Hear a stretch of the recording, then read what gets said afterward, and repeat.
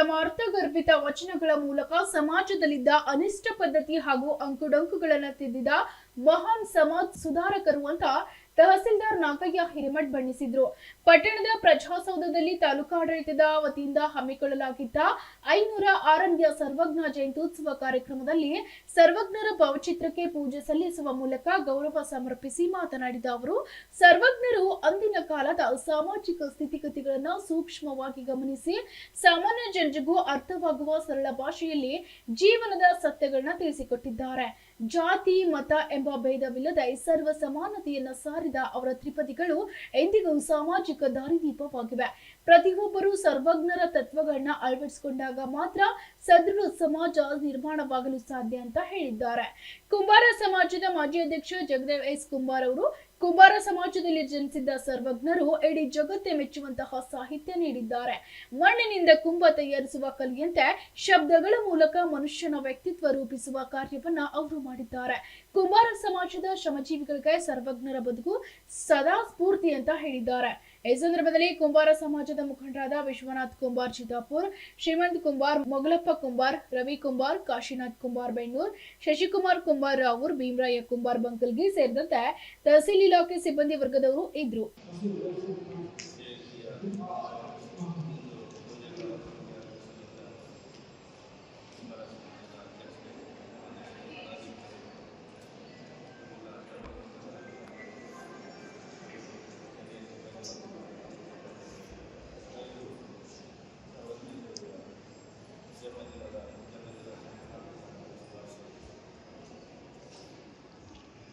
ತ್ರಿಪದಿ ಕನ್ನಡ ಸಾಹಿತ್ಯದಲ್ಲಿ ತ್ರಿಪದಿ ಅಂದರೆ ಮೂರೇ ಸಾಲಿನಲ್ಲೇ ಮನುಷ್ಯನ ಜೀವನದ ಮೌಲ್ಯಗಳು, ನೀತಿಗಳು, ಸಮಾಜದ ಮೂಢನಂಬಿಕೆ, ಅಂಧಶ್ರದ್ಧೆ ಖಂಡಿಸಿದ ಮತ್ತು ಧರ್ಮದಲ್ಲಿ ಆಚರಣೆಯಲ್ಲಿ ಎಲ್ಲರೂ ಯಾವ ರೀತಿಯಾಗಿ ಇರಬೇಕು ಅಂತ ಹೇಳಿ ಇಷ್ಟು ಮೂರೇ ಸಾಲಲ್ಲಿ ಜೀವನದ ಮೌಲ್ಯಗಳನ್ನು ಮಹಾನ್ ಕವಿ ಸಾಹಿತಿಗಳಲ್ಲಿ ಪ್ರಸಿದ್ಧರಾಗುವುದಂದರೆ ಬಹಳ ಸರಳವಾಗಿದೆ. ವಿದ್ಯೆ ಕಲಿಸದ ತಂದೆ, ಬುದ್ಧಿ ಹೇಳದ ಗುರು, ದಿಗ್ಗೇರಲು ಬಂದು ನೋಡದ ತಾಯಿ, ಮೂವರು ಶುದ್ಧ ವೈರಿಗಳು ಎಂದು ಬಹಳ ಇದೆ.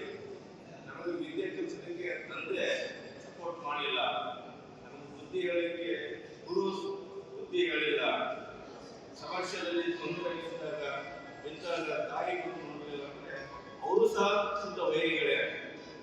ಮತ್ತೆ ಅದೇ ಗುರುವಿಗೆ ಇನ್ನೊಂದು ಕಡೆಗೆ ವರ್ಣನೆ ಮಾಡ್ತಾರೆ. ಒಂದು ಕಡೆಗೆ ಗುರು ಯಾವ ರೀತಿಯಾಗಿದ್ದರೆ ಒಳ್ಳೆಯದು ಅಂತ, ಬಂಧುಗಳು ಬಂಧುಗಳು ಹೋಗುವವರು, ಬಂಧುಗಳು ಬಂಧುಗಳು ಹೋಗ್ತಾರೆ, ಆದರೆ ಗುರು ಪುಣ್ಯದಲ್ಲಿ ಮತ್ತು ಮೋಕ್ಷದಲ್ಲಿ ಪ್ರಮುಖ ಪಾತ್ರ ವಹಿಸ್ತಾರೆ.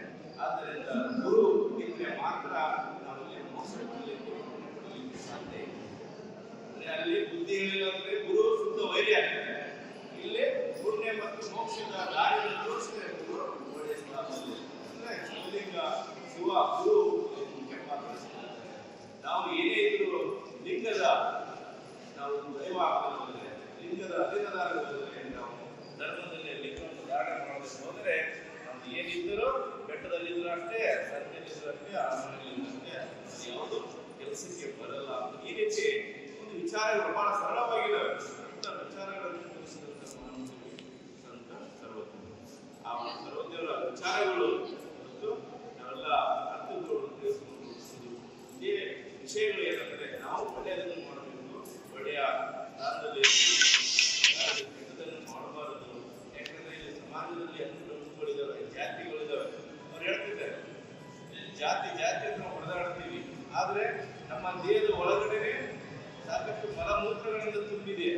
ಆದರೂ ನಾವು ಹೊರಗಡೆ ಜಾತಿ ಅದು ಒಳಗೆ ನಮ್ಮ ದೇಹದಲ್ಲಿ ಮನಸ್ಸಿದೆ, ನಮ್ಮ ಹೊರಗಿನ ಮಾತ್ರ ಜಾತಿ ಆ ರೀತಿ ನಮ್ಮ ದೇಹ ಶುದ್ಧಿಟ್ಕೊಳ್ಬೇಕು. ದೇಹ ಶುದ್ಧಿಟ್ಕೊಳ್ಬೇಕಾದ್ರೆ ಲಿಂಗದಲ್ಲಿ ಶಿವಲಿಂಗದಲ್ಲಿ ಐಕ್ಯತೆ ಮಾತ್ರ ಉತ್ತಮವಾದಂತಹ ದೇಹ ಶುದ್ಧಿಟ್ಕೊಳ್ಳೋಕೆ ಸಾಧ್ಯ ಆಗುತ್ತೆ.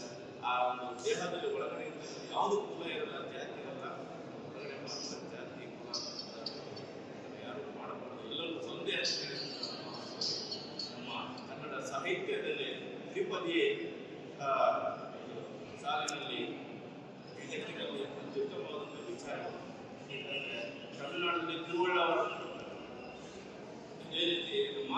ಕನ್ನಡ ಸಾಹಿತ್ಯ ಇನ್ನೊಂದು ಸಾಹಿತ್ಯದಲ್ಲಿ ತಿರುವಳ್ಳುವರಿಗೆ ಸಹ ಹಾಗೆ ಧರ್ಮದ ವಿಚಾರಗಳಲ್ಲಿ ಸಾಹಿತ್ಯದಲ್ಲಿ ಮತ್ತು ಸಮಾಜದಲ್ಲಿ ಆ ವಿಚಾರಗಳನ್ನು ಅದೇ ರೀತಿ ಕನ್ನಡ ಸಾಹಿತ್ಯ ಸರ್ವಜ್ಞವಾಗಿ ಪಾತ್ರವಹಿಸುತ್ತದೆ. 16ನೇ ಶತಮಾನದಲ್ಲಿ ಎಲ್ಲರ ಶರಣರ ವಿಚಾರಗಳು 12ನೇ ಶತಮಾನದಲ್ಲಿ ಶರಣರಿಗೆ ಹೇಳಿದ ವಚನಗಳಲ್ಲಿ ಅದೇ ಸಾಹಿತ್ಯಿಕ ಅಂಶವಾಗಿ ಧರ್ಮ ವಿಚಾರಗಳಲ್ಲಿ ತಿರುಪತಿಗಳಲ್ಲಿ ಹೇಳಿದ್ದಾರೆ. ಆ ವಿಚಾರಗಳನ್ನು ಎಲ್ಲ ಅಳವಡಿಸಿಕೊಂಡು ಎಲ್ಲ ಜೀವನ ನಡೆಸುವಂತ ಪೂಜೆ ಕಾರ್ಯಕ್ರಮ ಎಲ್ಲರಿಗೂ ಬ್ಯೂರೋ ರಿಪೋರ್ಟ್ ಪೃಥ್ವಿ ಸಾಗರ್ ಚಿತ್ತಾಪುರ.